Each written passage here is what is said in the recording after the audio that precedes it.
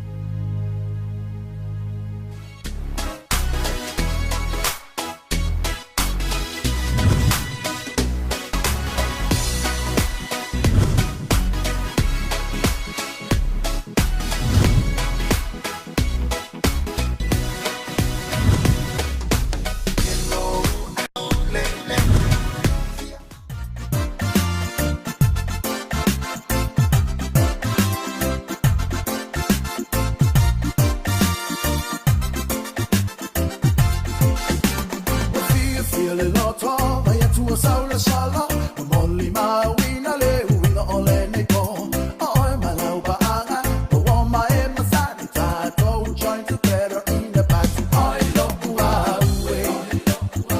better find my honey, no fear, no interfere. I ever my yella, oh yeah, away, but I'll eat a so lady. To my fool, on the fire, a penny. Oh, look, Siva, loa, oh.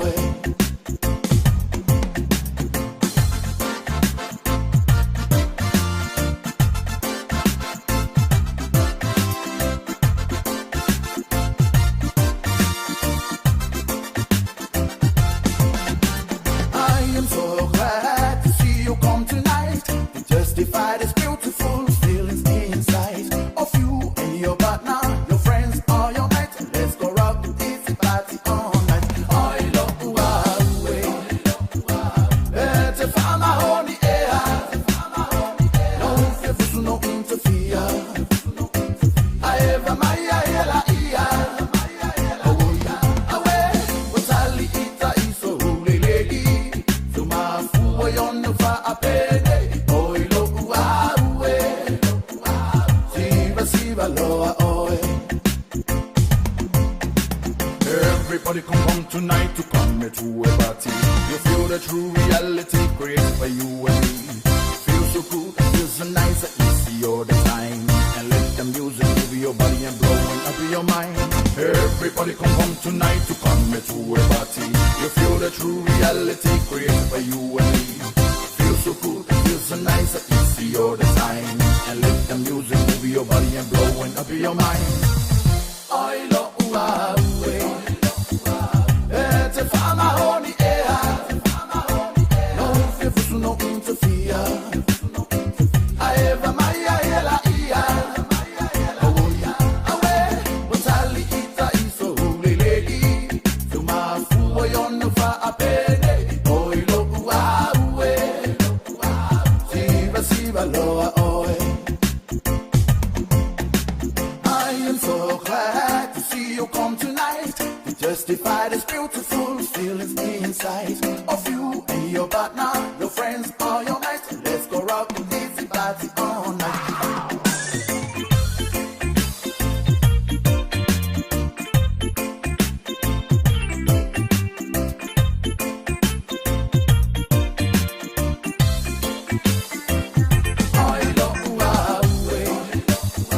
Better find my honey, no fear, no interfere. I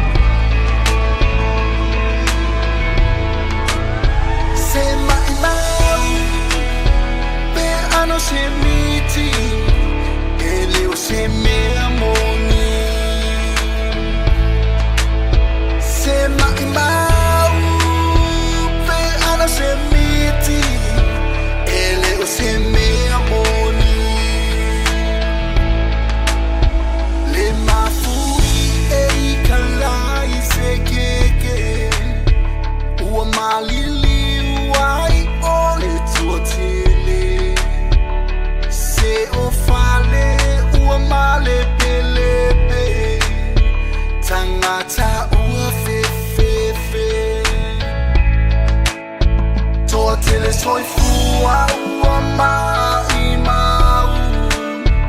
o nai matua manai whanau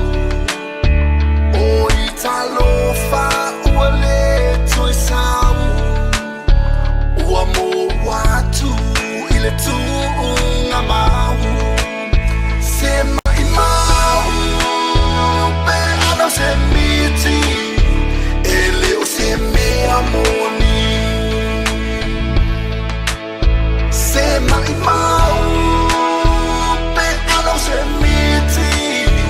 e leo se mea moni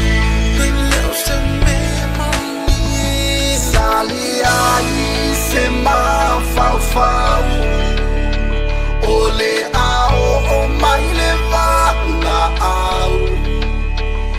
sa fia fia a ua liua I le wha vau vau o nai tamaiti ua le ai se tina o I talofa ua tanu ia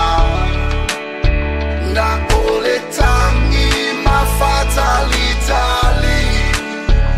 I se va venga se mai mau pe ano se miti e leo se mea moni se mai mau pe ano se miti e leo se mea moni o mafutanga o motusia o manaya una o mea uma ua whaaleanga malingi loi mata le atua pa iloa nanga o maao e mawhana whana I loto o tangata ua matua mawhatia se mai mau pe ano se miti e leo se mea moni se mai mau pe ano se miti e leo se mea moni se mai mau pe ano se miti e leo se mea moni se mai mau ano se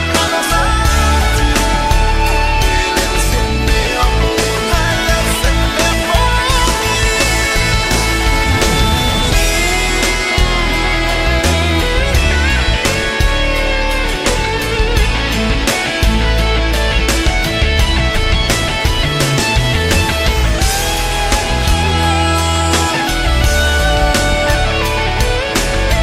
leo se mea se mai mau pe ano se miti e leo se mea moni se mai mau pe ano se miti e leo se mea moni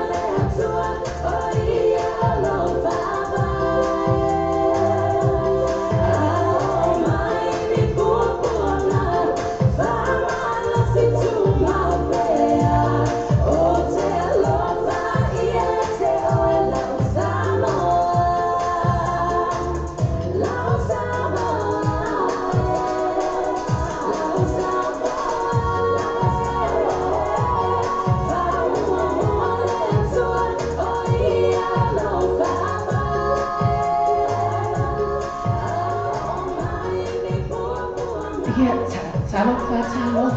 sio walafa talofa samola tupele. Ina nei taimi ole tai aole nei. Iui ina o maita watu wa amata foi ona mo maria se atulava le tai au. Ma naia mare mata mo fie. Ya imato imanu rewa. Ile no fuanga le fai mai paena dia. Le no fuanga o tama au le aia. Wai talitono o le nei lava aso a pei ona malia inisi fo i o whasoa ina. E aso lava le nei na whai ane tua tātou te ori mawhiwhia i ai. Ia, awa e ao o na tātou whaafo i le vi inga i le tua. Awa ana lesi ano o ia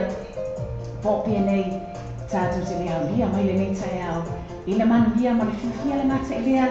pei o na whaso atu le nei taimi le tai au. O ka le maata mo fie o le vaaya o le solo mai le lae mai se hoi o le sengi mai o le tai au fo. Ia i mātou i au ki lani saute po manu rewa le nofoanga o lo iai le ofisa whaasalau o la tātou wala leo nei. Samoa TV talalasi e Samoa Radio tala ave. Ia, po le tuk whaasinga le nā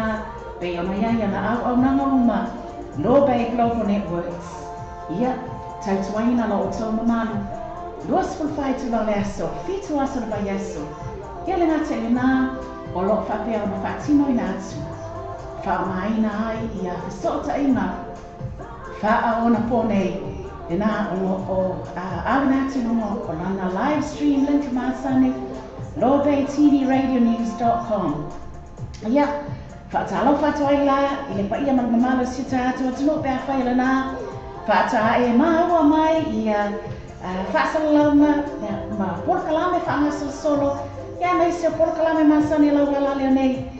Samoa TV talalasi mai se pole Samoa Radio tala ave. Ia lo tātou ma futa pēr ma otso. E ala ia mātou porkalame, ma whaasalaunga māsane. Ia mai se o le vaenga tau whaaiwi ule nei. O le tātou breakfast and morning show māsani alau Samoa TV talalasi le Samoa Radio tala ave. Ia o loo awina atu pia i asa taitasi mai lava i le asa mafua se i o i le asa to anai taimi māsani lava mai le ono i le tai au se i a wha i a le tea o le sepunu ma le lua i le au le asa taitasi mai le asa mafua se i o le asa to anai. Whatalo whatua i la, ia mai si o le avatu o le wha malo i le nei taimi o le aso. Ia i lātou o malava le ngata o nei tātou tamama tina mātutua. Whea lava se no whaanga lo whapea o na e mafuta mai ai. Whea fo se no whaanga lo whapea o na alala manopia i ai.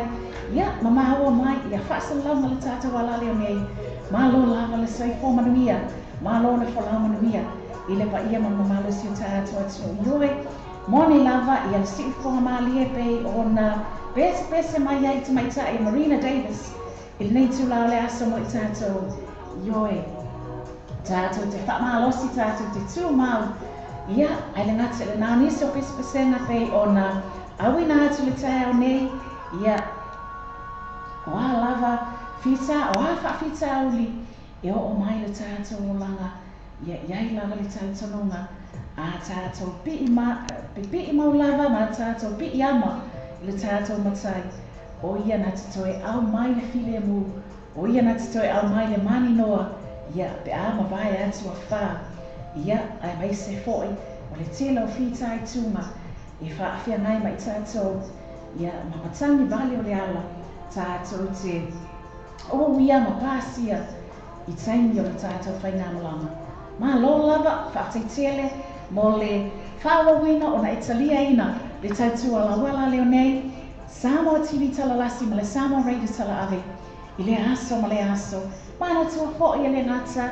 ina mawhai ona e maua ia le fsota ina le nei. La wala leo nei e le ngata o lunga o lana live stream link le na o lo tu ina atuai. Le tātou fsota ina masani. Pea e suane iai, asi ane iai, lawbaytvradionews.com. Le ngā tēnā whai ona e mawaina le tātou tautua le nei, pea e kiliki i le tātou watch on TV, ia ai le ngata ko le na mafai ana e no waina pe a e kiliki i le isi tu le na tau matau lo ia le on air live now por e listen now ia ai mai sei fo i lunga le ta so Facebook live le na o lo fai ma awina atu ai ia tātou whaalawi lua mai se foi o lo o tu ina atu ai le aso ma le taimi a whaangasi sola tātou polkalame masani ia le whaalawi loa atili o le tatua la wala leo nei ia tusai o le tātou Facebook live le na o lo masani o na tu ina atu ia leo te waai atu taimi nei mau te lona na wa tā malo longa nisi tātou na lo mafuta mai lea la wa se e mai tonu ia le sunga lea ia shadow a via stas lea ona whatunga lea wa ova ai ati ei ia pese atu ai mo o tau i le nei taini o lea ouli ma lo lava whaafteitele le mafuta mai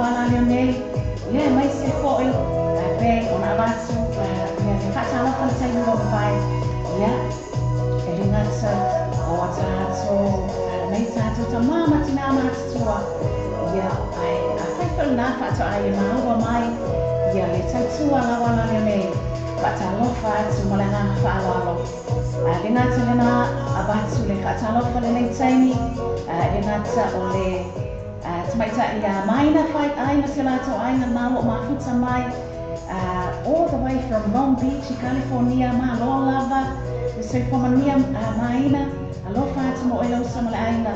ngata ko lena fatalofa atu lena tsaini, ngata o tmaita ia lulu, eni katimo fawangali, fatalofa atu foi, tmaita ia Josephine se vanga vai bua,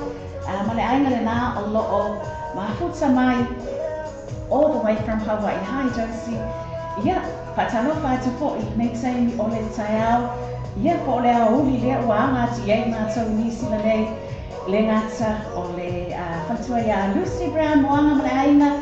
suma ia lima moanga male aina le ngata lana o i lato o malava leo te vaai atu na sa mafuta mai pe na like ane foi e ala i le tato video po le tato Facebook live le na o lotu i natu lunga le tato ala leo ia po lunga foi le tato main page ale tata wala leo po na fo e lunga fo o le Facebook page o le tuna wa Mr. Ngamo ya pe afa ina na tele mawaina le nei taimi patalo fa to Rita T Leota O'Brien ma lola wa se fo mania Rita ya le ngata fo le na le tmai ta ya tua tele tana masa te fai ono malaina ma lo fa ta tele la ma fa mai tua tele patalo fa nei taimi o le tai le ngata tmai ta ya Ana es matsu umle aina whaatai mahta mai ana ia whaatalofa atu poe ile nei tai mele tai au le suna ya su a vatu fata sasu sui le tātou wala leo ia ai mai se fo'i fata alofa atu fo'i i le nei taimi o le tai au Emmanuel eti ma le ainga tamaita ai ena maloi ma le ainga le nā lo mafuta mai puspeni ia ko o se vai mea Australia le nā lo mafuta mai ai hai ena maloi ia fata alofa atu fo'i le nei taimi le tai au le ngata o le fatua ia Cecilia ngā tina mala ma le ainga ia mai se fo'i le ngata o le fata alofa le nei taimi le tai au no Linda ofisa ma le ainga Aniva Kolisi ma le ainga Maria Tamalita Toeta ma le ainga Fasavalu Soane ma le ainga Taia Peti Nuu ma le ainga Whapena fo ina whatalo whātu ia Prince View Safa e Yosefatu Whateitele lava le mafuta mai Ko nefu a whamasanga teefu ma le ainga Retainer Coleon Capone Mike John o Mike John o Fefe on live Anna Leigh Brasel Whaataitea le lava le mafuta mai ia mai se ai fo'i la i le ngata i lea o te whaatalofa atu ma avatu le whaamalo i le nei taimi le tai au i le crew ala mātou ala leo nei le Samoa TV talalasi ma le Samoa Radio tala ave e ala i le pespesenga pe ona tuina atu ia whaatalofa atu ai le ngata o le tamaita i Candy foi bao ese se wamuli tafili ma le aina e mai se foi o nai o nalo i nalo mafuta mai i manu rewa ia ia nei e au le lei ia tangata i mafuta mai manu rewa e ma mātou vai i le Southland ai tau panai tangata o mātou ia le ngata foi le nā whaatalofa atu foi sasu nei o sui o le tātou wala leo nei tamaita i Ruby Crichton, Ruby Alex Crichton ma le aina nā lo mafuta mai ia e mai se fo'i whaatalofa atu ai la i le nei taimi o le tai au e stasi nei o ka anga ma mai lava le tātou wala leo tamaita i Charlene Atulia ma le aina ma lo whaataitea le lava le mafuta mai Charlene ia e mai se ai fo'i o le crew a le tātou wala leo nei le tamaita i profetua fo'i a ese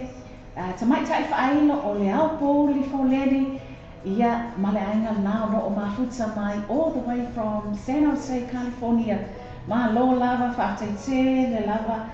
le mafuta mai i le nei taimi o le tai au ia le ngata i le nā o le tātou whaatalofa fo'i e watu nei taimi le tai au te o late i sui mai le tātou bese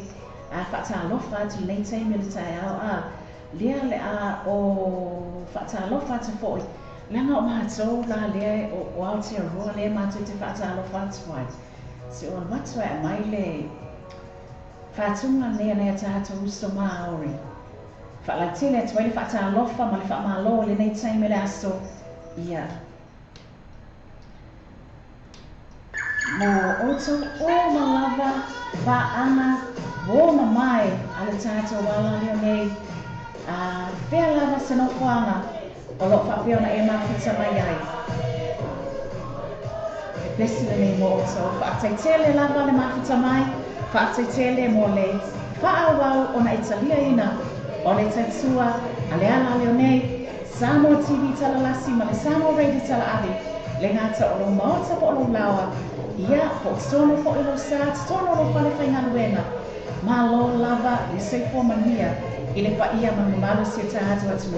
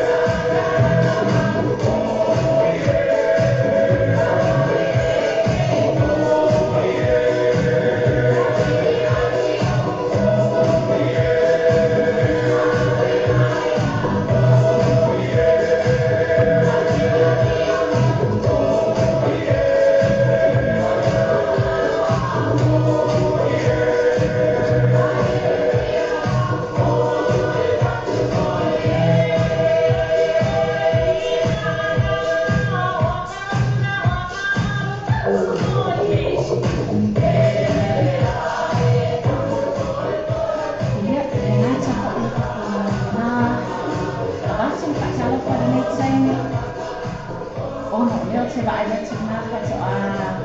maua mai poi, ma whato a maua tu le nei taimi, le tātou sota ina, ia nisi o le au mafuta mai ai, le ngata le nā o le samai tai ko tutua ia sasa maui ma le ainga, le nā lo mafuta mai, whata alofa atu ai le nei taimi le tai au sasa, ia, le ngata le nā, a watu le whata alofa, I le nei taimi le tai au, le ngata o le sunga ia sanga whili lolo matawama, ma le ainga, all the way from California ia. Tasi le nā California base, whea na le tata wala leo nā mo mafuta mai, sunga ia sanga whili ma le ainga, ma lola wa sipo mangia, sanga whili, le ngata le nā, watu le whata alofa nei taimi le tai au, tamaita ia Delashana Cruise, ma le ainga, le nā lo mafuta mai, le ngata le nā Bruce Tauma ma le ainga, whatetea le lava le mafuta mai, Bruce, no Linda Ofisa ma le ainga, Aniba Polisi ma le ainga,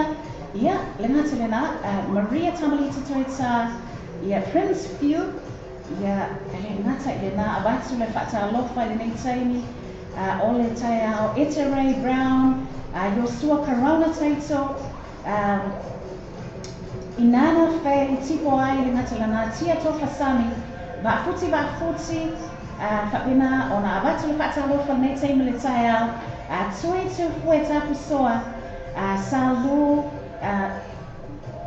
Sasiu Salu, ma le ainga Henry Kovati, ia, mai se Oriana Sia, Lucas Sea, Lucas Fefe, whai le muno a soli Lucas, ia, le ngata le nā, sunga ia Paia, John, Leiloa, Mano, ma le ainga, Bati e le whata alofa le nei taimi le tai au, ia whapena fōi o na o whata alofa atu, I le nei taimi le tai au, sunga ia ngā ono pa o koki ngā ono, ma le ainga. Yeah, I'm sorry, that's whāno noa, le nei taimi ma la reaction li ngā ono, ia, ai tantono, ia tausia fōi, whaawau lava o na tātou, fōi ia associate ma affiliate, ma tangata positive, ia, tantono, fōi ese atu ai fōi, manisi tina, manisi whanoa noanga, o lo whapea po o ni mawhatianga fōi, e o mai e tātou I lea aso ma le taimi, ia wai tantono, ia o le happy lava. Ioi, whapea nā lava leo langa, e iai aso o tāu ma le moa iai aso, o whapea nā fōi, o nā tau ma whai lava e tu atu lava vai lato, ia e whai mai lava si vai, ia se I whai lava si nā o malo longa lai titi lava, ia ai so ia, e a ngā lava ia aso ia e meise fōi o mea e tupu ai a iai le talitonunga o le sona mea o mai le ngata le nā ia bei o na awatu I le taimi o mawai ia e le ngata mua mai lava ia whae nisi o taimi ia ai tuana I lava ono o mai le file mua mani noa tātou te toe maua ai le fia mai o oli. Leo se mai te tonu I le nei taimi le tātou whatautaina le sunga ia wale maua atu la ia le swafa o le ona le tātou whatunga nei ia anyway ia kōli mai la ia kōli mai ia le nā e mei kōlia ia maua ioe kōlia ia maua le mea maua le fia lātou ia le maua le sa'amatona ia ai whaangalo anisi mea le maua le fia tātou fia tātou wō I luma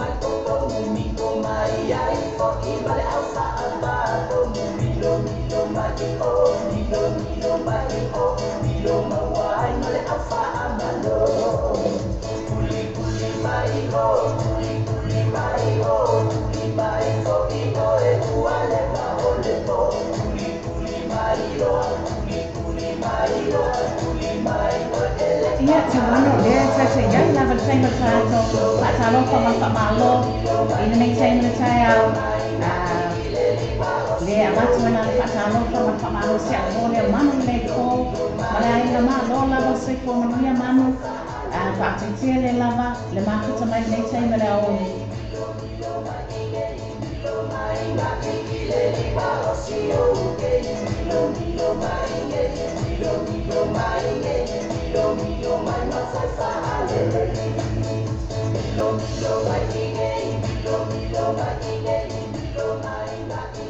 Haya John leilo manoa ai le ngata fo ile na nai vaenga ia lea whatoa o iloa atu le nei taimi Prince View aniva kolisi ma lo whateitia le lava le mafuta mai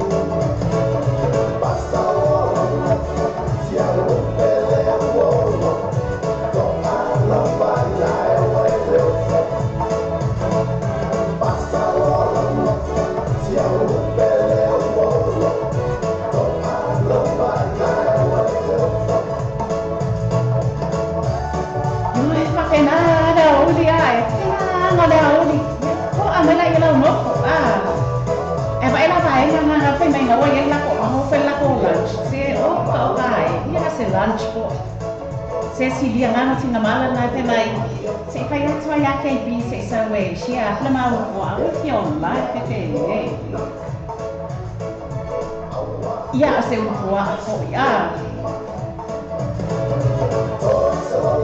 malo lava ka tele manu le na o lo o mafuta mai o pailo mai mana ia musika le fa ala toi ko mata ma pai ia ngana venga malo ka tele lava le mafuta mai manu e mai se ko o to o malava le na o mafuta mai ma comments mai le nei saimi o le auli ile whaawawina o le tātou porkalame pei o na amatalia atu le nei tai au ia momoli atu le whaatitia le lava mai i ta ele o maatu le anganga mo le whaawau o na o tau mafuta mai al ngata i nā o le talia ina o le taitua ala wala leo nei Samoa TV talalasi ma le Samoa TV tala ave yo o tau maota ma o tau lawa ia a reise ko i so se mo hoanga o lo mafuta mai ai malo whaatitele le mafuta mai ave o le la tawhau rewhena whaatitele lava le mafuta mai ana es matsu'u whaatai lava le mafuta mai uso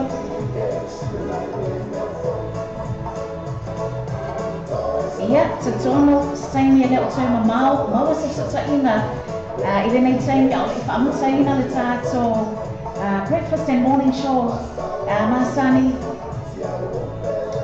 i le tātou whaatala noanga lea le aso tai atu ai I might candy foi ba esse se o muli sa fili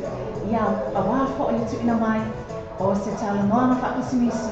mo le au onanga ale tato falta vale True Value Vehicles e pei ona yaila na tatua o lo fa pia ona fa awa wina i le aso ma le aso ia molo silafia le ngata o le au onanga ale True Value Vehicles le na o lo o fatinoina o i nei fo i le tu sate o kilani nei le na lo iai le fale ta avale le na ale True Value Vehicles oka e tele o lato pa u fa pito le na o lo fa maso so ia iai le tatononga tanu o malta mai ta ia candy mau fo so ta ina i le nei ta ia o na fa ai lo ati ia tula ia lea o fa ai lo ia mai se fa pito specials ale tato falta avale ale True Value Vehicles i se taima le nei ta ia ai avia la le nei taimi o te whaatalofa atuai mo moli atuai fo i lava ia le whaatai te le lava i le ngata o i la tau lo mafuta mai ia ai o na i tātou pa anga whaapisi nisi fo i le nā o lo lea o noa o na mafuta mai ia ma talia fo i tatua a lea la leo nei ia mo le whaalawi loa i nā atili ma le tuina atu o le tau whaamanatu atili mo o tau o nanga a watu ai la le whaatalofa le nei taimi o le tai au i le True Value Vehicles le nā lo mafuta mai talofa Ash and True Value Vehicles and all your employees, all your workers, all your staff there at True Value Vehicles talofa from Samoa TV Talalasi and Samoa Radio Talaave. Thanks for joining us this morning. Le ngata le nā, watu le whaatalofa nei taimi le tai au i le tātou tautua ma le awaunanga lea a le new and used furniture le sunga ia Seiuli, Sunny Sibiva ma le whaitua ia Siniva ma lo whaataitele le mafuta mai, whaataitele foi mo le whaawau o na tātou ngāru nue pēr e ala i whaapitoa mo le tātou new and used furniture i ina i Otara, Beards Road i Otara. Ia, mai se fo i la le whaatalofa ma le whaamaloa le nei taimi o le tai au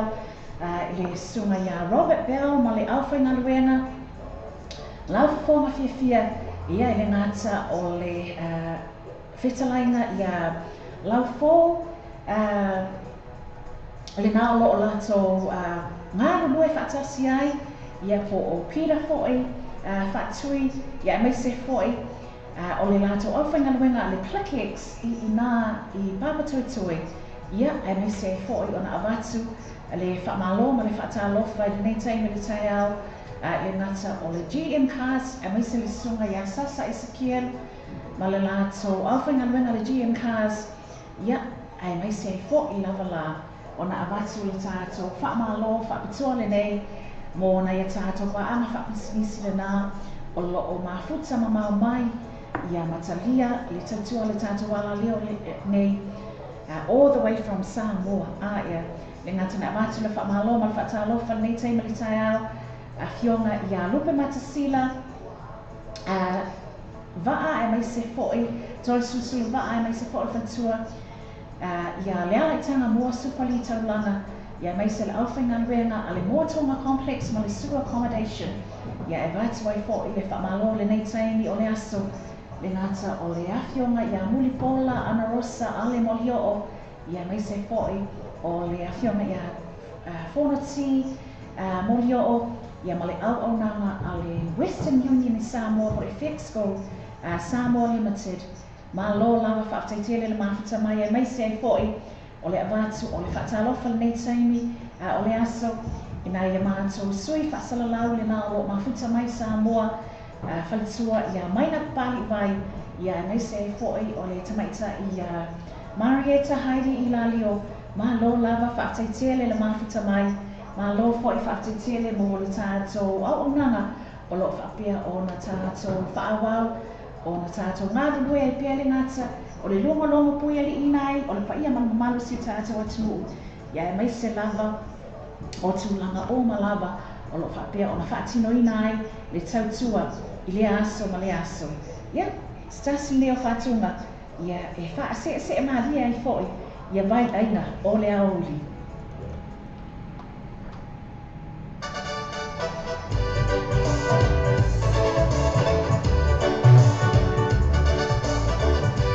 Ia mana besta kaka mai manu e wa a. Sumaya ase pula, stasi na ona whatunga.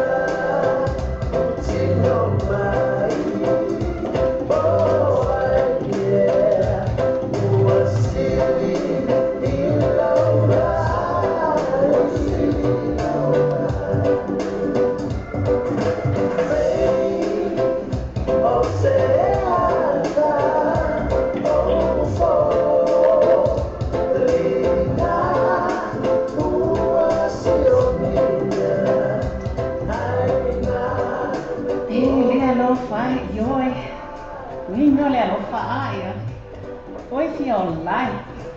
Ia, le nā si whanga mālie o le awhai pesa le kiuso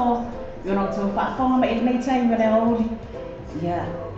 e anga le stasi o whātunga le nā pei ono la tō toi tu whaatisia ma toi awina mai e le alo whai. Ia, o lo o whaafoe atua ai ma whaatino atua le tātou por kalami le nei taimi ina utula i mai le taimi tātou ofisa whaasalau nei. 2 minuti wa te ai le tula i se fulu ma le lua i le auli le nei o le aso le aso lulu le aso lua sa fulu ma le whao me lua afe sa fulu ma le lima ia pei la o na avatu le whailoi le taimi wa mawai o staimi le tai o nei po o staimi fo le auli nei a o le maia ma whao malia tātou polkalame le breakfast and morning show o le tātou wala leo nei le amawai le sota ina ia ma le sui o le kulenga o le auaunanga a le True Value Vehicles tamaita ia Candy foi bao ese sewa muri tawhili ia fifia lawa la le nana i whailo atu lea ua maua le fisota inga ma le sui lea po le tamaita ia Candy le tātou tala no atu ia Candy ma lo lava whaatitele le ona sa i mai i le nei taimi le tai au tautono ua matua tele ma tele lava ia le mau whaakatoa ia e mai se hoi o le mau pa'u whaakatoa ia e mai se le mau mea nice ngā wa e o mai e whaairoa ma whaasoa mai mo le au whaafonga le tātou ala leo ia awa lava le au nanga a le True Value Vehicles pe sa a Candy ia avea ia nei tu la e mo le so ai ia le tamalo ma le papaitele la vela o fionga tantua ana ia le prelo tu ma poi le nei tu la ta so o kalani ma tango fie ia ona la no pa au po o trina mai va poi te pasa la wa poi le taso ala taso business le True Value Vehicles ia e pasa lo pa poi le ia ma le malo te taso bele sa mo ia po sia na te le nei atu o lo na wa mai ia le nei ia pasa la ia pasa lo pa te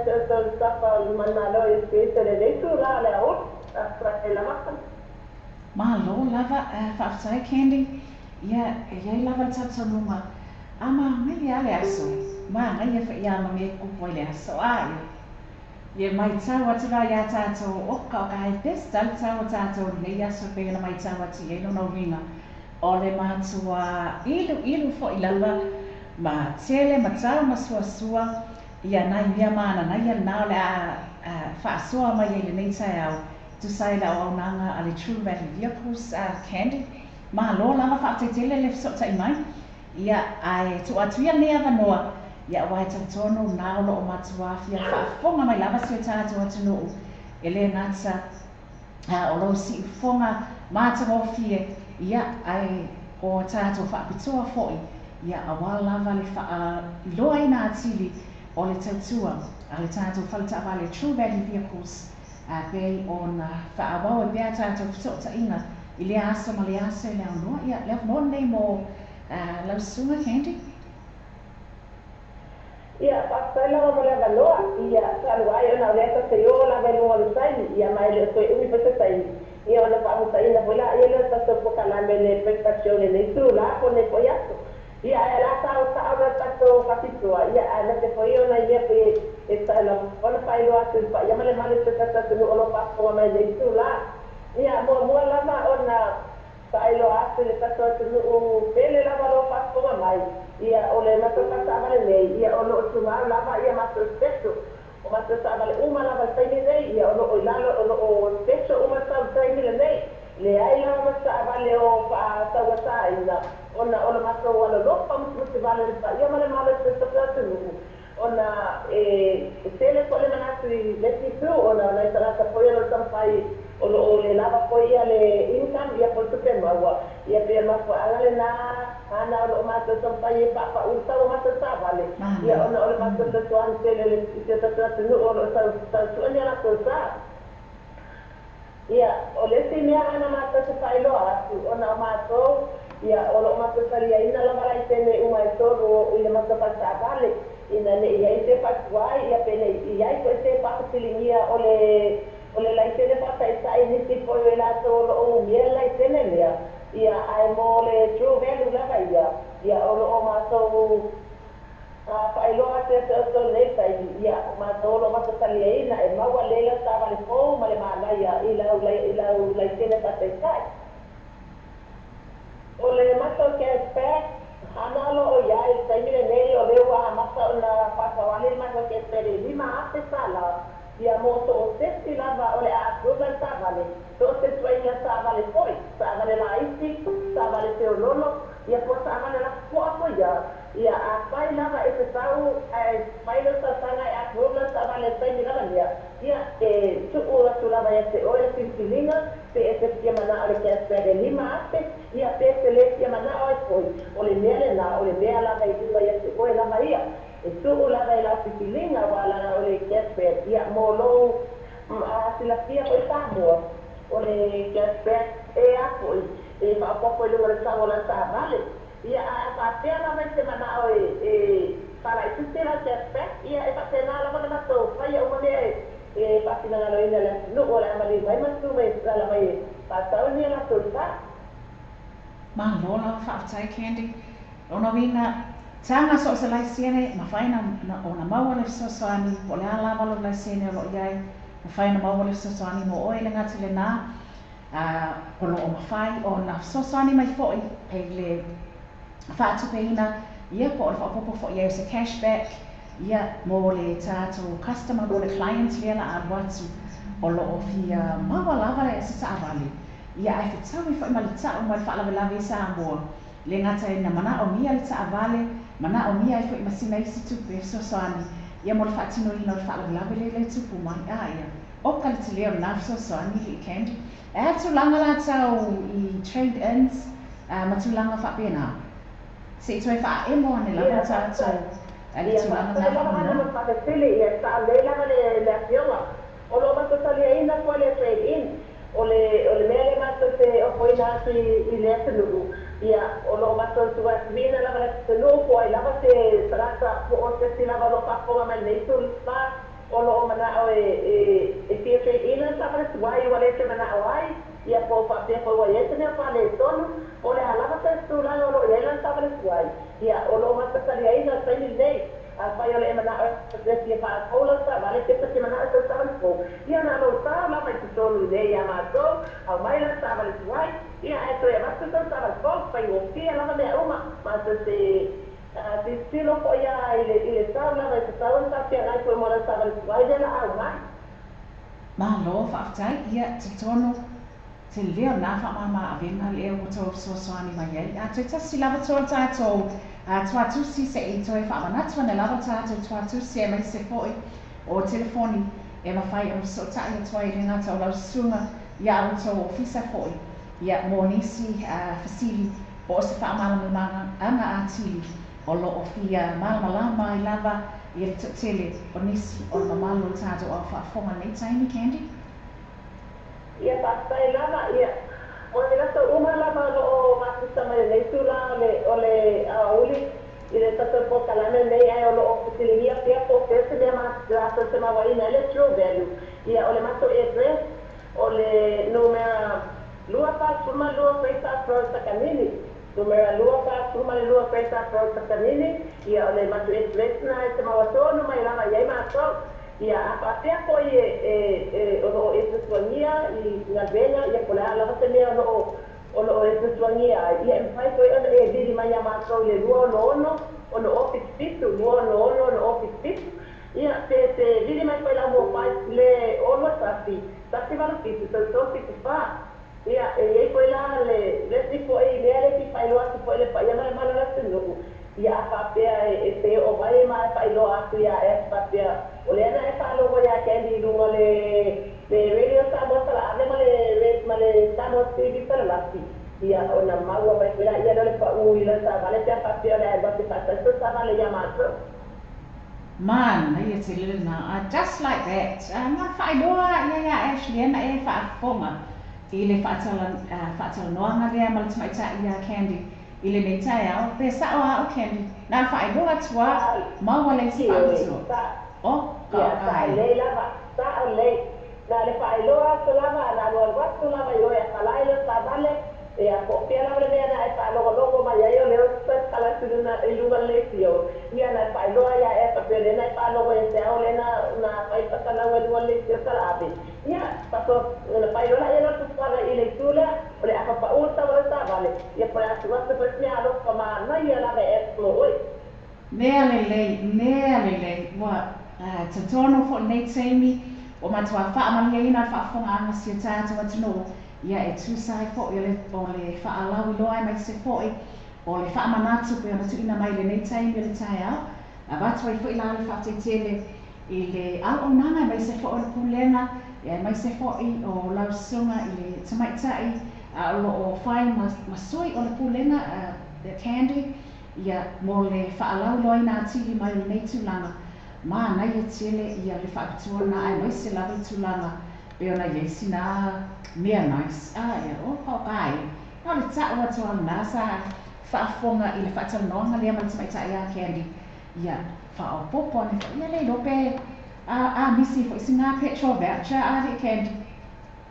sa le ia na ia le na le petrol voucher ia le lope te parte a kwa ya ia ole lima tala tala le la ma o te apa yo le na ta ko ole radio ta mo tala le na le ta lo lo wa te le pa te te no agora nei sina ta ko mai le radio ta mo te in te ai sai mi uma lo tu pa tu la a ti tu ta ba ya tu ia ole umi ko le na e ta ko mai ko i lo le pe pa lo wa ole ta lo wa tu pa ya ma ta ma ia ole telefone na o tu pe mo ba ya ya ka ia re wa tu ma ma ai lo ato le na ka ko ai lo le tio wa ia ka ko ni kent ai volele ona olea wa tamo e mo ene la le vai ala tata wasi nei fiu ka po e mai ia ai tu watu nei taimi a pe ona fai lo atu pa te tele lava mo le tata so taina ia ai tu watu nei ava noa e watu ai ma fa malo ma fa ta lo fa po o sa tu fa manatu po I nisi nana sia to fa ta vale nei vai aso ia ana tu fa manatu watu lava ia memori atu ia lo fa malo le nei taimi ia ai tata le tau ma vai ia pa sai la na no ia pa sai le tu la o la mi kosi e mole vai le pa malo ma pa sai le pa ia male male te no o la to uma na vale na tu mai ma le mai ma sala me la to ai pa sa la sa vale I vai a to te atene le tu me no via ko ia pa sai le la vai a to la o la ia ai pa te ko ona pa ko ia le ia pa sai ko le pa ia male male te ta no o ma lo vai a to pa ta la le nei tu la o le atu ia o le lo la pa e ma vai le ia ko le tu I ko ia va a te e pa ko ma ia a va e pa tu vai ia ai mani mai lo ka la mai a le ko pa tu ma lo pe ta pro ta kanini ia o ina ma to lo la pa na to ia ona ma wai lo la ia lo stadio lo mana ai pa sai te le la ma na mo la lo pa a lo e na mai wai ma to le ne tu la pa sai ko ta mo le pa ko mai wale le atato fai fa pe candy ma lo fa ti tele fo I mo so ta ina nei ai tu la le aso o mo li atu ia le fatalo fa na ta fo le na fa malo le tata wala le mai se fo ta po ina ale fa fonga si tata wa tunu le nei tai le ngata le ofa ngal wenga le true value vehicles ia mai se fo o le pulenga ia mai se fo o la sumo lo fai ma sui o le pulenga ia wala lava le longo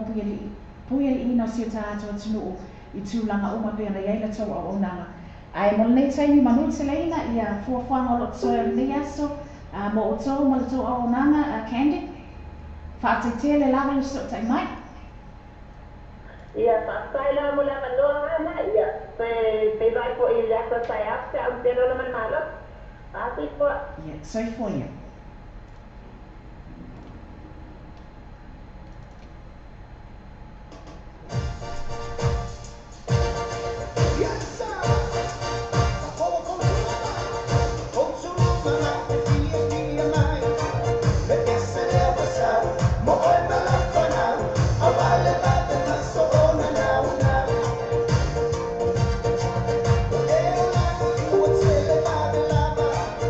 One man to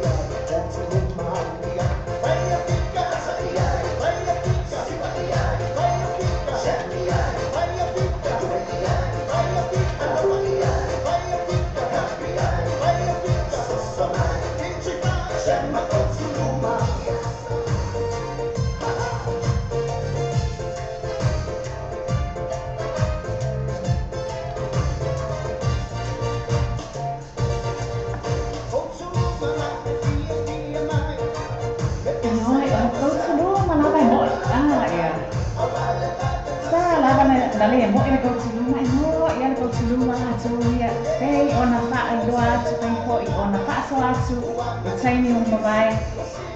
o lava ia kita e tunga o lava ia matangi vale o langa nei a fea I sa so ia taimi vale a taimi ia ia lava ia tali tunga ona o tato matai so si ese lava e tato te tuli vai atu ia I salu ona o ia na toi au mai file mo ona o ia na toi au mai le manu ia ina ia fafea ona faawa ona tato fatino ai tato tiute faiva ia mai se ko tofu o fafea ona tofi tato te tautu ai so o lava se no kwa o fafea ona tato wa ma no pia ia na sa to fa fonga mai ai tato fatanga nga pia ia ale tmaita ia candy foi ba ese se o minute fili le sui leo le ona ma true value vehicles ia ai stay le o toi mamao o le famutaina tato porkalame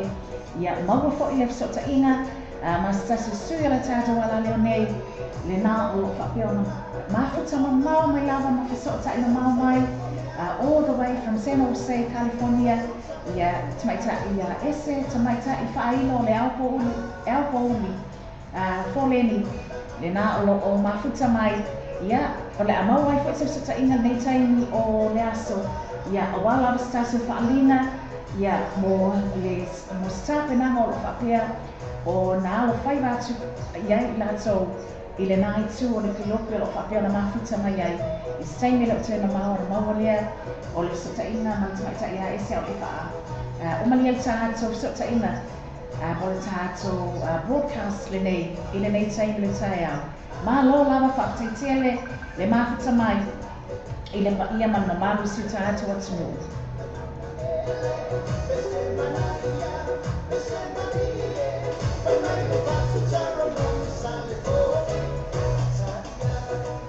si formali o sume si le na wale si mai si foi o le mauna ile band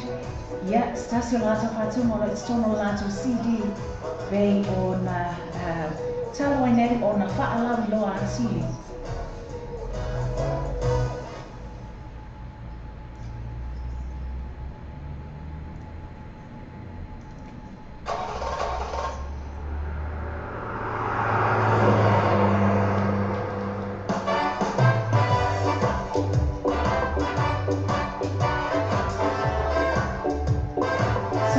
Stanley, stazione fatta ma abita a vale, ia, ioe, fai una na e sei lunga o le awala, o lo fuena o sa, a fai una fatta a mana, ma mai la una luena, pe a fai una, e ma pe a mazza le ne yasso, ia, pe a fai foi, o le na, e sei lunga o le awala na, o lo e a la, te fa tau sau, tau ma tanga le auli, ia, o le na foi, e sei lunga o le awala, le na fatta a e a atu na luena mo le nei auli. Besu nei e o lofa tua tato porkalame mo o to uma. Fai mani e no waso I le I kai a e.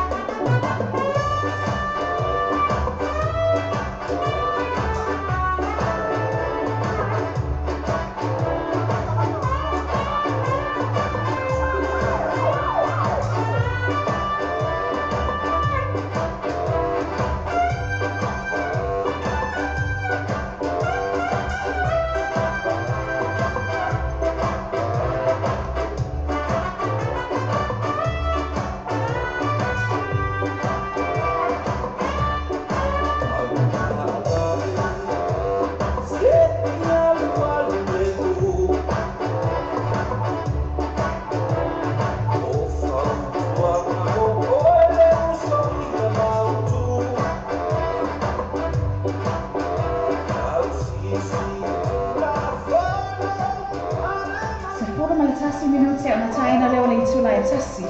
i le auli lenei o le asa lulu le asa lua sepulu ma wha o me lua afi sepulu ma fitu ia i mātou i Aotearoa nei ia a whaunā whaatua e maua mai ia whaasalaunga a la wala leo nei Samoa TV talalasi ma le Samoa Radio tala ave ma lo lava whateitele a le mawhita mai a vata po ni whaatalofa ia a mai se hoi o le whaamalo i lau sunga i nei taimi whateitele lava le mawhita mai ia ai wole o te mamao o na whainina lea o le tātou porpohani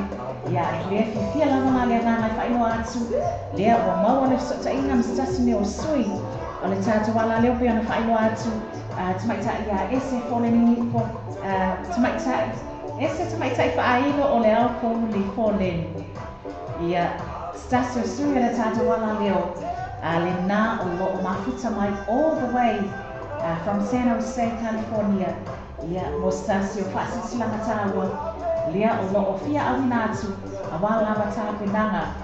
ia ma wha moe o lo o fia ngai ai manisio i lātou le community ai lātou le naha no whanga o lo whapea o nā lala mao mawai whatalofa atu le nei teimi o le aso ma le ngana whaaloalo ese ma lo lava whateitele le mawhita mai I nei koi I tūlā ia te oe kau tuahana. I sai ko e matawhakoina mai o tatou bloflama o le kakai show nei koi teimi ko nei koi tūlā o le aso. Patai lamo le anoa. Ma lo lava whaatai fo'i mo le sota I mai wai tautonu lava o teimi whapene e ui na wa sa vali na tāle tasi ai mātou le au uli I nei I Aotearoa nei ia tautonu po le nā uanga atu le afi ati o tau o nā fo o ato atele o nā matai na mānawa mai ngā luenga nisi o I lātou I nā I tau pito pe mai le tau le ai nā I tu o le kelope le nei aso ma le nei fo I taime le aso ese I o lea lava ua so iwa nei minute o na tāina lea le tūlā e ono I le afi lea I nei fo e tu Amerika. Malo lava ia tatono se aso fo I sa o nawa mata ona ma fana ane le tau ia o tau ia wa e le ngata wa mata fo ina ona faali ia sure sa la wa no sama wea alisia wa ia ana wa mata fo ela fana tu wa vai wa mata na o tu wa fo I lima la tau ia wa mata fele solo ia wa belena tsela mana ia mai le tau ma fana le tau ia tatono tele fo I lava ia fofuanga whaamoemoenga ma tā penanga le nā o loo fofua e whaatinoina ia mo le summer season e mese foi o le swing o le tau le aiai o tau ia tatono ona o le nā o loo ia stasi o whaamoemoe ma tā penanga le nā o loo e fia whaasoa mai ai ia ma whaamanatu atili atu ai le paia man mamalu o se tātou atunu ai mai se I lātou o malo whaapita o ngawha I ai lau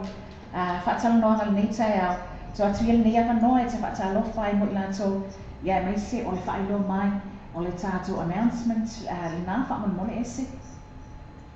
Ia whaatai la mo lava noa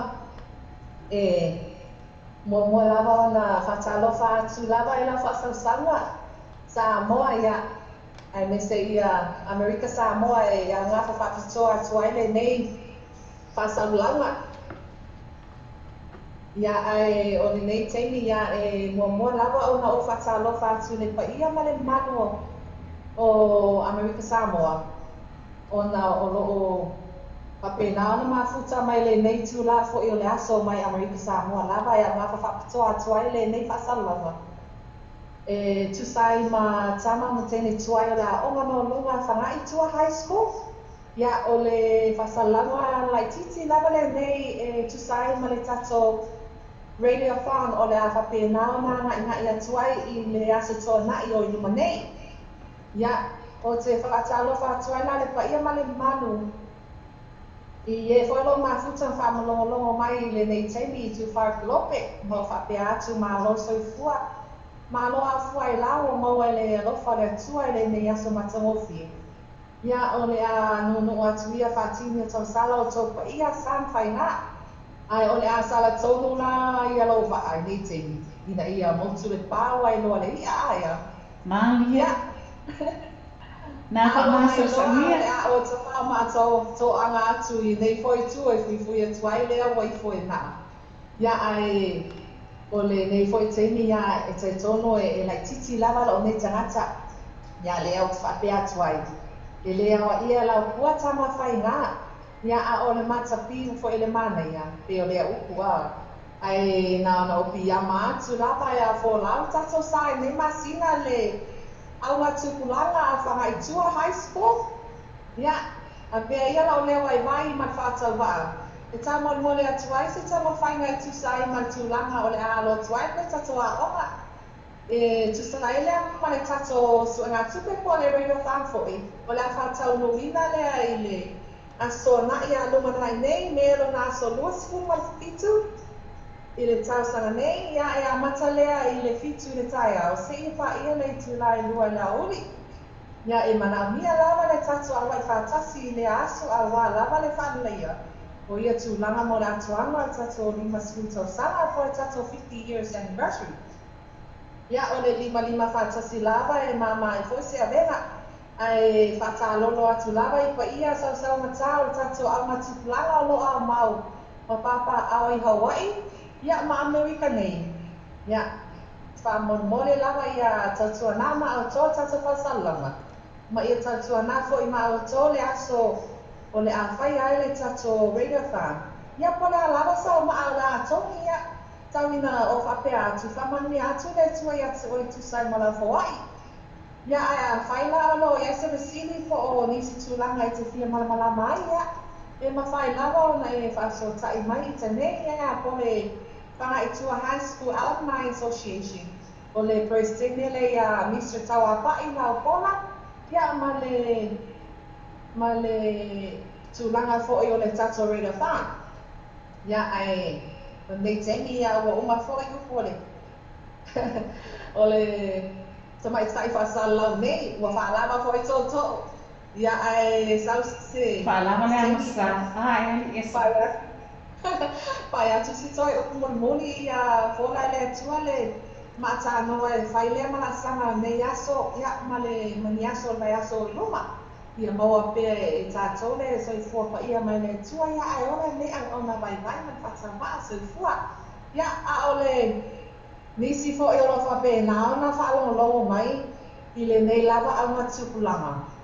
Olo mana mia lava le whainilisi atu o le tātou.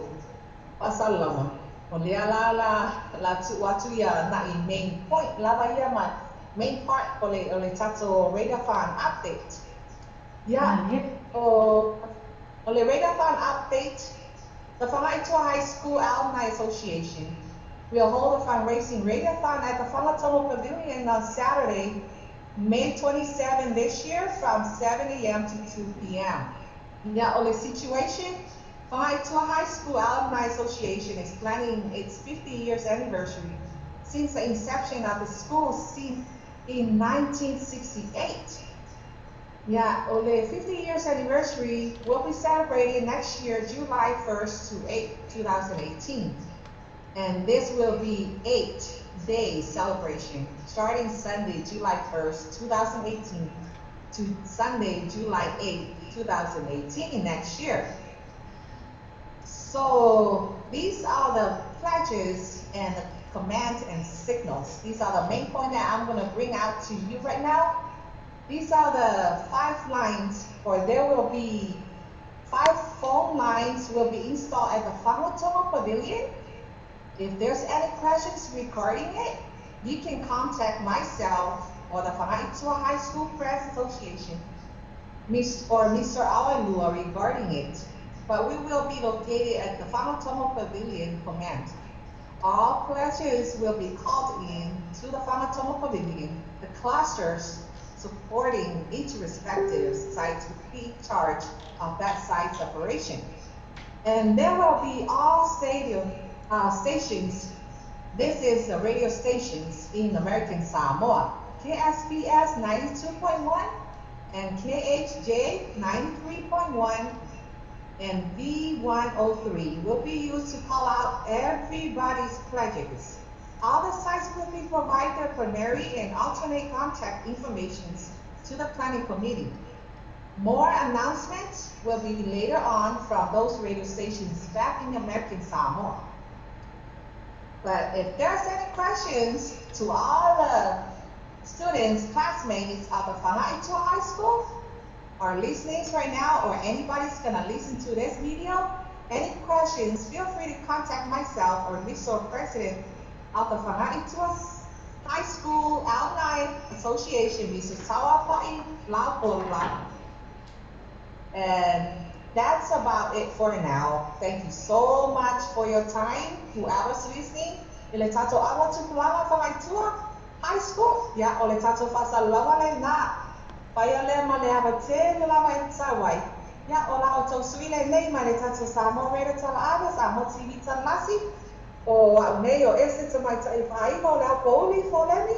Partai lava le makuta mai, ma whalongo mai, partai fo mo lava noa ya te oe whatua ana, partai te lava. Ia, iai fo ele tantonunga. O le lamona lava le tasi pei o na whailoa atu le taimi o mawai. E tu sai o le lamona lava le whaamaloa, mai se kau le whaafitai tu sai o le tātou sota inga. Ia, ese e mai se ai, o i lātou fo i o loo whapea o na o tau ngā lue, ia, mo le whaamaupopoina o le nei whaamoemoe. Wā mo le sila fia, pa ia mana malo si tātou atu nuu. Pei o na avatu i le taimi ua mawai. Le tātou wala leo nei, i le ngata, o loo whaatinoina, whaamaina, i whesota ina whaona po nei. Luas whawhai tu la le asa, fitu asa le vai aso. Le nā o loo whaatinoina i lunga o la na live stream link masani. LowerBayTVRadioNews.com. Le ngata la ina to tele lana alfa fonga lo whapena mafuta mai tono au kilani. Ia, e me se isi vaina ti fafo. O New Zealand nei, fafo ato au kilani. Ia, ai mai se ai foi o le to tele pa ia mama malo si tātou atunu. Lea o lo o maua lava i whaamaunga o i lato ia manofoanga o lo whapea o na mafuta mai ai. E ngata i lato o lo mafuta mai i Australia, i Brisbane, Melbourne, na Sydney. Ia, ai mai se fo i lato o lo whapea o na mafuta mamao mai California, le ngata i le nā o isi no whaanga i California i Compton whapena foi i isi no whaanga o lo o whapea o na toa tele le pa ia man mamalo si o tātou atunu o lo o alala manopia iai ia mamau ai foi i sota ina ai mai se ai foi i Amerika Samoa ia wai ai le talitonunga whapena foi i ma Samoa a wai ai le talitonunga i nei lava le talu po o le whaatinoina ia a me se fo o le technology nei ona po lea ua mafua ai o na whaingofie ia nei sota ina ma whaingofie o na mau sota ina manai o tātou tangata Fia lava le nofoanga nai te mafuta mai ai so long so nai lava ia le mobile data o lau telefoni fe ave ai ia po o lau device le nai whaanga te sota ai mai ai pe whaafonga mai fo ima mai mo whaafonga mai ia po o Samoa po o Amerika Samoa le nā o loo toa tele lava le pa ia man mamalo si tātou atinu o loo mafuta mai ai pei fo ila o na avatu ai le whaatalofa ale smaita ia ese i le pa ia man mamalo si tātou atinu o loo mafuta mai Amerika Samoa ia whapena fo i na avatu ai le whaamaloma le whaatalofa i le nei tainga le auli le tātou pokalame ai le i whaamutalia le tātou sota inga ma le tātou pokalame o le nei auli whaaftai te le lava le mafuta mai nasa o tau whaafonga mai i tu sai o le tāpenanga o loo waiai ia le whaamoemoe o alonga whanau sa whapea o na o tawina i le aonga mawalunga Whangaitua High School a wao lato whaamoemoe le nei o le tausanga fōpe sa o ese le nao o le a whaatino i nai le dua afe se fulu ma le walu nao le a whaatino i nai ai o loo whaawau pea tāpenanga le nei taimi ia mai se fo isa ili ngā se leni mo lea whaamoemoe pe sa o a ese I o lea lava, o le tausanga fōu i le masina o Iulai i le aso mua mua se ipa ia la so walu. Ia o le vai aso atoa nā la whātau nuina i fwoi nei fwoi tama whainga. Nei fwoi a onga, whanga i tua high school. Mali. Ia, nei a taimi ona maita watu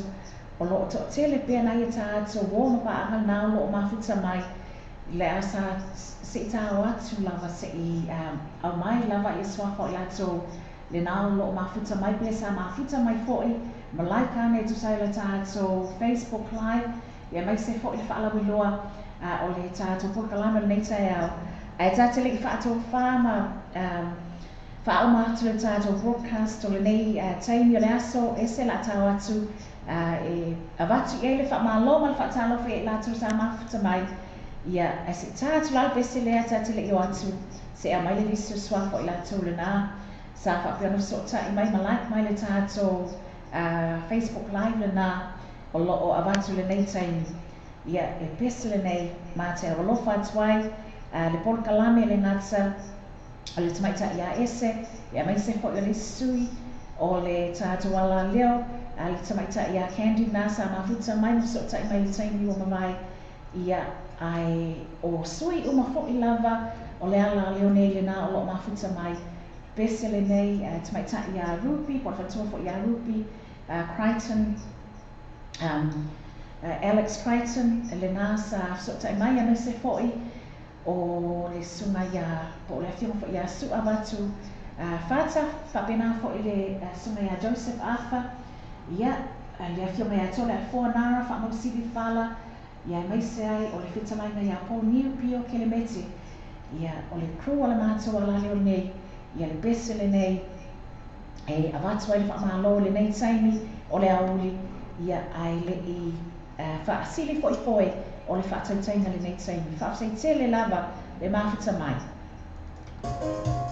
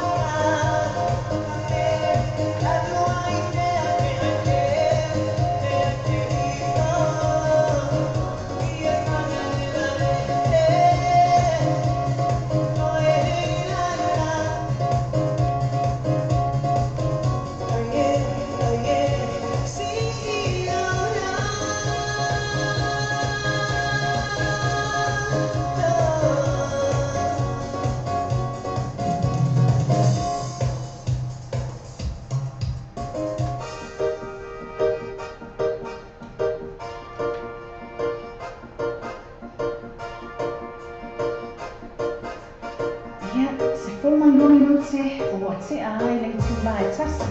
Le auli le reo rasa tofi le asa luasa mafa le asa lulu. Le asa luasa po mafa o me lua afa se po mafitu ya mato I au te rone. Ia, e whaitanto nunga sa mole atu no pele. E le o tue mau o whaasiri ko leo foe. O le whaatataina o le nei tai au. Ia, ai tatono, ai maha te le tu uala.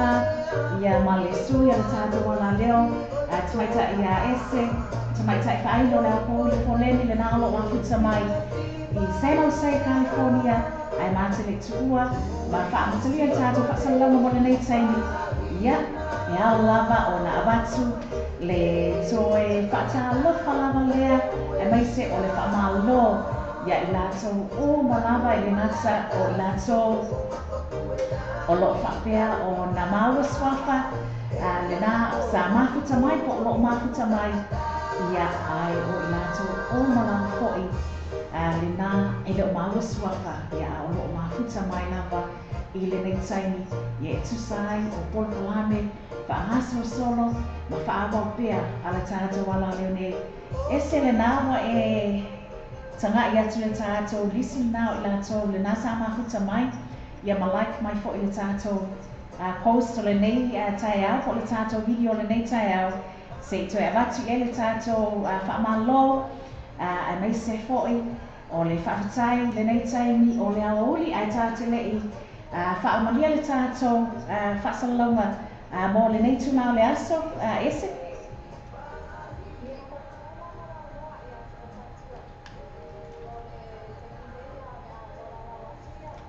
Tatou opa ala I o le tatou ala leo foi ia o lo mafuta whaangolo mai nei tini o le tatou laklama. Ia o le uson nei a kiani whakoi wā ese seo a muli tawhili lea lo mafuta mai o lea seo le ota Rachel Namulau Umu la auri Cecilia Namo Tingamala tau tasi whalanai le ata inu lipi Elma Aaron e lama tau ili le tuangane ia Pio Lili, Sili Alessandra o Sasa Maui, tau ora Aina, Sanafili Lolo Matawama, le uso ia Charlene Atulia o Divashana Cruz, ia o le uso ia Anna Malloy, Ruby Alex, o Lulu and Nika, Timu Fawa Ngani, o le True Value Vehicles. Ia le uso le ia maina whai ai lo mafuta mai Long Beach, Maria Tamalita Toita, Greensfield. So whai Iosefatu, Josephine Te Vanga mai lua lo mafuta mai Hawaii. Lucy Bramwala, Penwefu Akumasanga, Tai Fu, o Reteina Mike June. O pai lava sina soa tele lawa I lātou le lawa te te o tau. O Rita Leota O'Brien, o In Anna, Faye Chifuai, tua tele tambasa to whaiono, o Anna S. Mutu'u, Matu Fakta, Tui Tupue Tapusoa, Henrico Bati, Oriana Sia, o Paya John Leiloa Manoa, Kat Tovia Tu Tangaloa, o Sipa Paulo Rafaele, Lomia Langi Peitaia Te Vana, o le suilea o Schuster, Pamuina, Paitala Lina Lea Tawa, o Una Shack, Paulina Ravovo, o Leli Polomalo, Tui Loma Rosi Tui Loma, Valerie Lata Tupai, Sia Aleni, Manu Melei, o Ngaono, Kuki Naono, o Bruce Tauma, Emmanuel, Etileti, no Linda Ofisa, Anita Kovisi, Fao Savalu Soane, o Taya Betty Nu'u, Anna Leigh Purcell, Eterei Brown Yosua, Karana Taito, Tia Tofa Sami, Ma'afuti, Salu, Sasi, Salu, Yamaleus, Suile o Lucas Seaso. Ia o ila toia la mafuta mai le foi programa le foi tula ia te oi foi fatua ana ia ala to se at to foi na tu le vai ai fa sai la vai to ton mafuta mai Tai lava. Ia malona whaaftaitele ese ia te tono pei ona avatu se leo le taimi wa mawai o le nā le whaaftai a le tātou ala leo nei e tusai o le whaawau o na talia ia e maise foi o le whaawau o na e mafuta mai ia ma whapea foi o na whaawau o na e avea ia le ala leo nei o la wala leo e te whaafonga ma iai pe te mai moa whaafonga ma iai ana pōna kalame o lo o whaapea na whaahasu solo atu lea taimi ma lea taimi ia nā sa avatu le whaamaloa mai se fo e le whaatalofa whaala tele atu sa sui o le ala leo nei mo o tau o malawa a whai le o maua ia swafo nisi o i lato nā o mafuta mai ia mori atu malu fuenga vea fo i le nei taimi e avea ai lo o nei leo whaatau baa e whai masui o le pulenga le tātou wala leo nei ia ai mai se foi o le whaurulunga o le tātou wala leo ia a fionga ia fui awa ngango whaungango ia ai mai se o le awhangalunga o malawa a le ala leo nei Samoa TV talalasi Samoa Radio tala ade ia ai mai se ai o ana au nanga o male nao whaatino ina i lalo o lana o le whaamanmalunga a lana brand tu whaatasi Lua Bay Global Networks Moboli atu le whaaftai le lava i le paia ma mamalu se tātou tino o a foi ia ni whesota ina o a foi ni tū manianga wa le tauta maalei i lau mai moa whaafonga mai Samoa matua atu i nā e awa au nanga nei iai lava le tautononga sala lava ia wala ia ai mai se ai foi o taimi whapea iai lava le sasi i whaatautaina uma ia ai tātou te malu lava i a awanga le leila le tātou matai le lani o ia na te popo mai o ia foi na te toe whaamanino ia na toe avatu foi ia le file mo ai mai se foi o le fia ma le oli ia te awhai mo iei stasi o lo o awhaina ia inisio fisota inga manisio whaasalama o lo whapea o na avatu i inisio taimi e ala lea i taitua le tātou wala leo nei ia ai mo le nei taimi mai lo nei tangata ia ai mai se ai o le awhionga ia fui awa ngango whaungango ai mai se foi hana sila wa anai o moli atu me whaaftaitele ma le whaamalo pa pena foi ma le tumaita ia ese poleni pei o na mafuta mai e le nei taimi whaaftaitele lava le pa ia ma mamalu si o tātou atu nuu yes taimi o luma whaawawa te po i le tātou porkalame i le tātou porkalame masani o le afiafi le nā o le a mafuta mai i po i le tātou sui whaasalau o lo whapea o na masani o na whasotai mai ia awa lava le awina atu o tātou porkalame o le afiafi ai manu te leina lava ia whaiva o lo whiangai ai ma le tātou wala leo o lo whiangai ma le paia ma le mamalu si tātou atinuu i tu e whā le kanope lo whapea o na epa manopia ia anga le leile atua i fōwhanga oma ia tātou tu e whetapa i fōi i se taimi e leo tui mamau ia ai mo nei taimi whaaiku atu le tātou whaasalaunga stasi neo whātunga o loo i le volume 7 Mr. Ngango volume 7 whai mai ioe aso sau le basa ia e tautonu wana o awanga lofa lava o le tātou matai tātou te mapu ai ia tau whaafa soifoina mo le nei taimi Samoa i lau whaafonga ana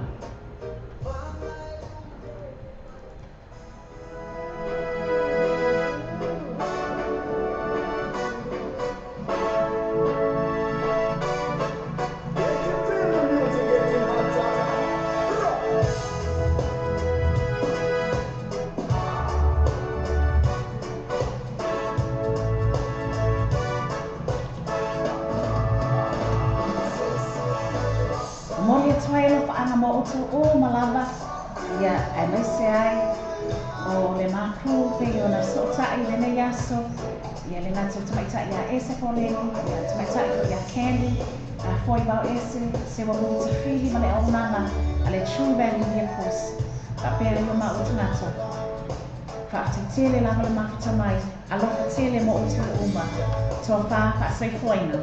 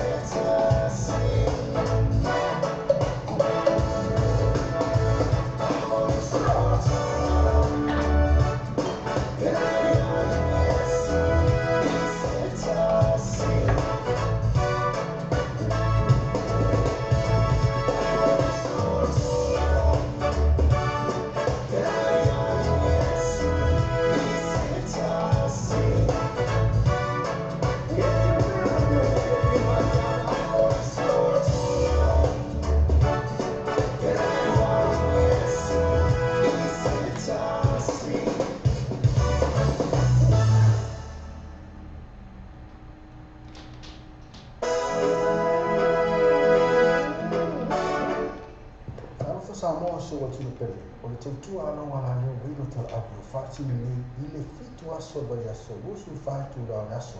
pa fonga i basa longa a wilo tala api lungo ana whaasota inga live stream o le www.lopaytvradionews.com pa fonga i musika sufloi musika whaona po nei tana po o le paramoa pesa whalenga nuu fo i panga ata i whale itu esi se san loa i le live stream ma le wilo tala api www.lopaytv radio